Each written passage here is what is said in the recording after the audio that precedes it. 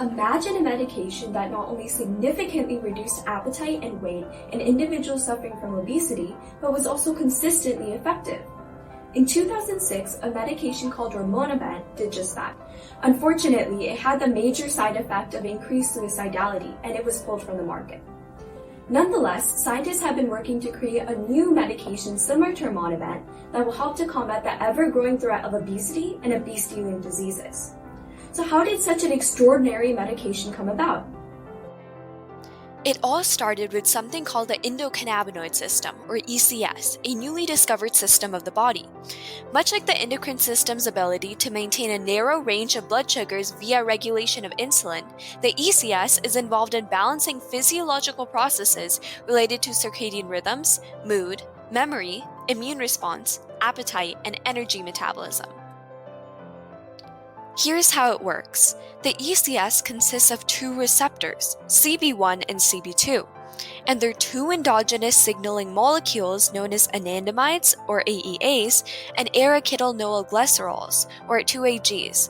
When AEA binds to a CB1 receptor, this triggers proteins within the cell to interact with each other, creating a signaling pathway that activates specific genes.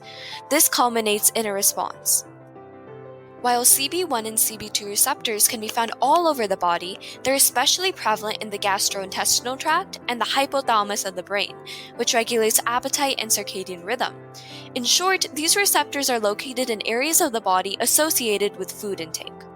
This observation led scientists to question the ECS's possible relationship to obesity.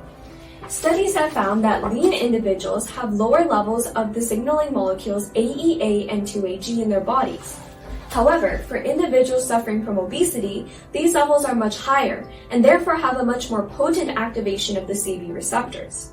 So one might ask, couldn't finding a way to stop the signaling molecules from binding to the receptors lead to weight loss? This idea led to the development of cannabinoid antagonists, which are drugs that bind to CB1 and CB2 receptors, preventing their activation by 2AG and AEA. This revolutionary drug was none other than rimonabant.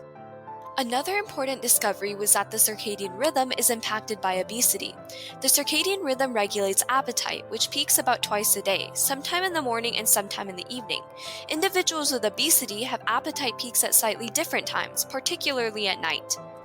So what if an individual with obesity was given cannabinoid antagonists the precise times of the day when their appetite peaked?